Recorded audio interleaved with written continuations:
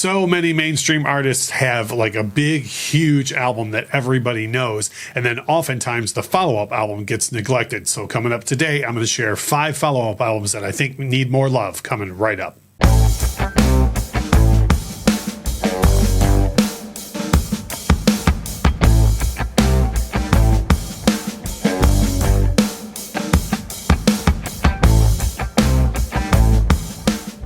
Hey, it's Russ from the Infectious Groove podcast and here on YouTube. And there's so many artists that have that one big, huge record that everybody knows by them. And sometimes the follow-up album isn't that good. So the decline in commercial success is sometimes warranted. But today I've got 5 times where I think the follow-up album is as good or better than the big, huge breakthrough record.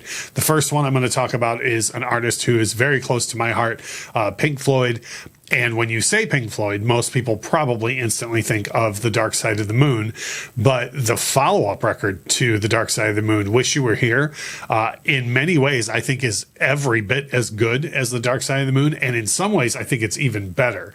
It depends really on what your relationship is with Pink Floyd, I guess. Like if you know a lot about their band history and what Syd Barrett meant to them and how cynical they were becoming about the music industry at that time. All those things together for me make Wish You Were Here a better album than The Dark Side of the Moon. And I realize that the more time goes on, some of these follow-up albums that I'm going to mention have gone on to commercial success, but for years, certainly upon release and for years after, a lot of them were not recognized for how good they actually are. Wish You Were Here is one of them.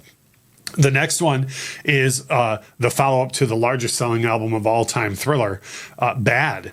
I personally think that Bad is a better album than Thriller. Just based on number of tracks I like alone, there are less tracks that I love on Thriller that I like on Bad. And I think Bad is a lot more creative in many different ways. It goes in more direction than Thriller does. There's songs on Bad that make excellent songs on their own, but were conceptualized for the short films that would follow with them. And the amount of hit singles off of Bad is eclipses Thriller. So I think all the way across the board, I think Bad should get more recognition as an excellent follow-up to Thriller. The next one that I have is, again, this is a hindsight thing. I feel like now many, many people recognize that this is a great album. But upon release and for years after, Houses of the Holy by Led Zeppelin didn't get anywhere near the appreciation that it deserves because their debut is so groundbreaking. The second one is revered by all. The third one actually has kind of some mixed reviews out there, but Led Zeppelin 4 is just a monumental record that everyone knows almost every song on it. And for whatever reason, Houses of the Holy just didn't really get the reception that it should have upon release. And over the years, really never gets mentioned in with Led Zeppelin anywhere near as much as I think it should. So Houses of the Holy is another one.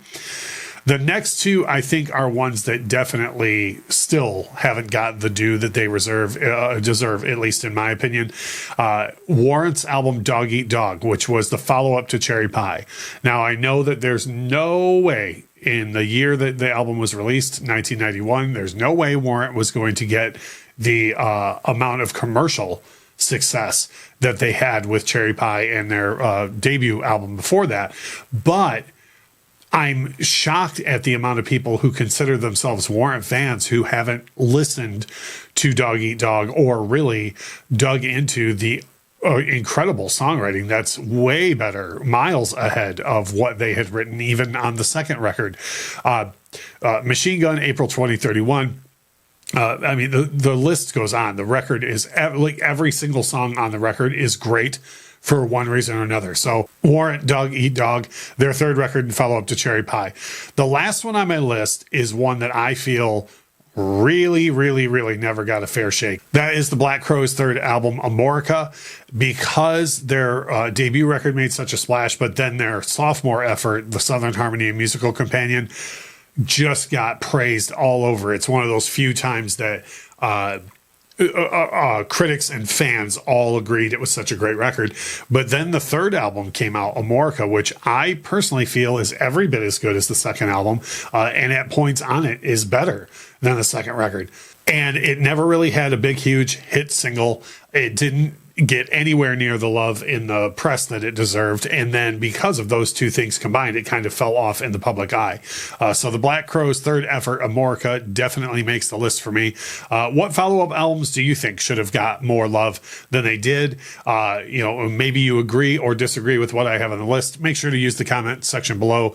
Leave us a comment and let us know what your thoughts are. And as we always say, thank you so much for watching.